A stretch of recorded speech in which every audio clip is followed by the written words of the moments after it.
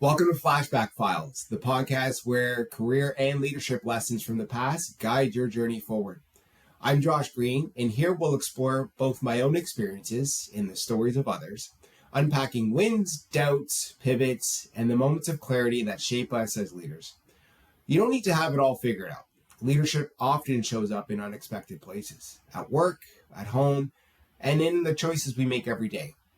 By reflecting on aspirations, mistakes, and breakthroughs, we can discover how the decisions of today build the leaders we become tomorrow. Each episode blends conversations and personal reflections, all with one purpose: to help you lead yourself first so you can lead with others with confidence, purpose, and integrity. Whether you're just starting out, making a career shift, or simply seeking more clarity in how you show up in life, this podcast is for you. Because you don't need every answer. You just need to start asking the right questions.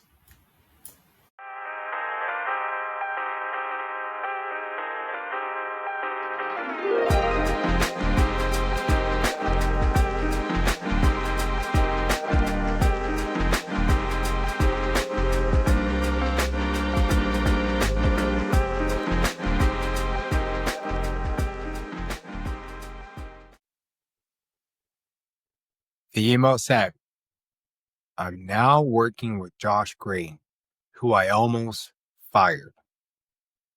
My jaw dropped 8 years later, and that one line brought me right back to my first real job.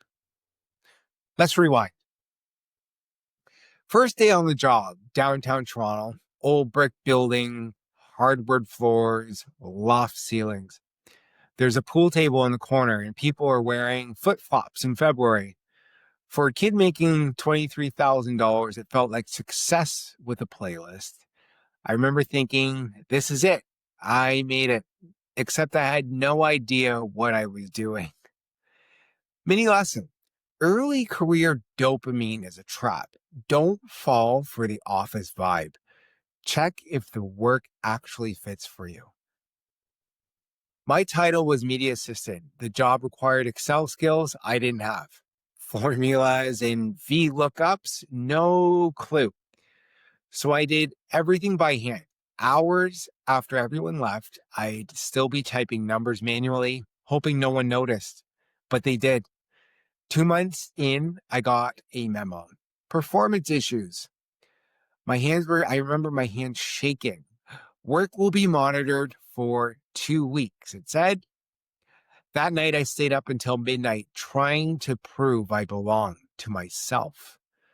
Mini lesson I learned: if you're drowning in a skill gap by week 2, say something. Pride costs more than training. Somehow I survived those 2 weeks. The agency moved me to another team, fresh start, new supervisor, and that was an interesting experience for me because the supervisor I was working for, I thought she was brilliant. She was calm, funny, could run 5 campaigns at once without breaking a sweat, it seemed. I admired her a lot and I wanted to learn from her. But even with her help, the numbers did not add up. Reviews came back rough. Action plans, follow-ups, more nerves. And a small takeaway from that experience for me was a performance plan isn't a verdict, it's data. Use it to describe whether to skill up or here or pivot somewhere else. That was personally a tough decision for me. Then there was the director of this agency, so my boss's boss. And I ask you to think of Devil Wears Prada, but without the wardrobe budget. She'd pause after hearing my mistakes, then ask softly, "Why would you do that?"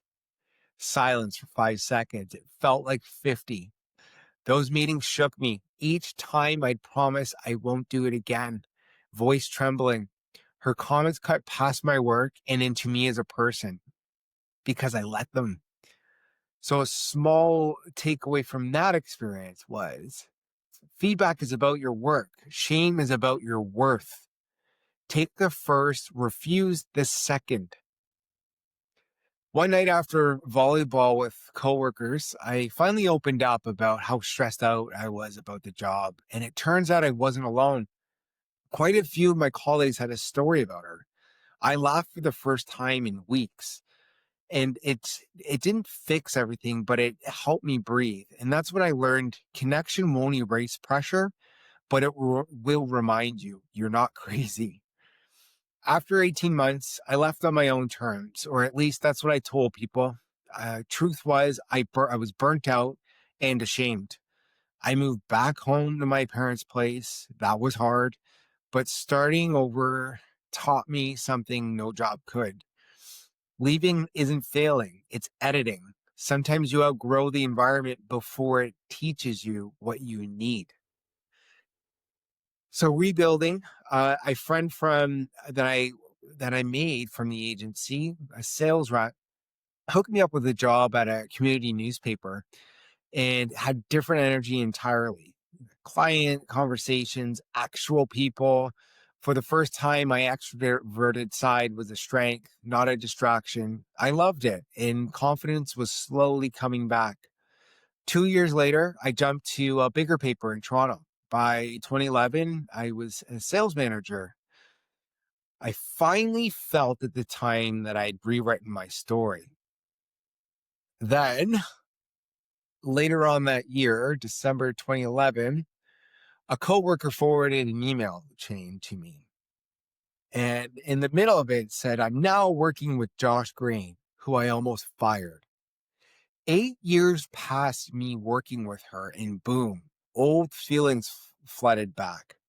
For a minute, I was 22 again, panicking at my desk. But then something shifted. I realized I wasn't that person anymore. I had grown. I was leading teams, helping people, and I could finally say that email doesn't define me. And I realized looking back that growth doesn't erase triggers. It teaches you to notice them, and it teaches you to notice them without obeying them, which was a big, important lesson for me. So yeah, my first career was tough. My first career job was tough, I should say, but it gave me a blueprint for how not to lead. And it taught me that skill fit matters, that mentorship can save you, and that your worth is never up for review. If you're in your first job right now and it feels like you're barely holding on, take this from me. It's not the end of your story. It's just your education by fire. I, again, appreciate you listening to me.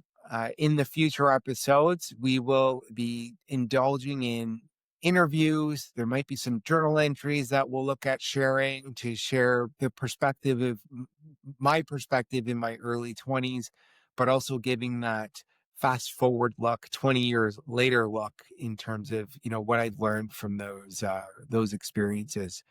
So thanks for listening, and we'll see you on the next episode.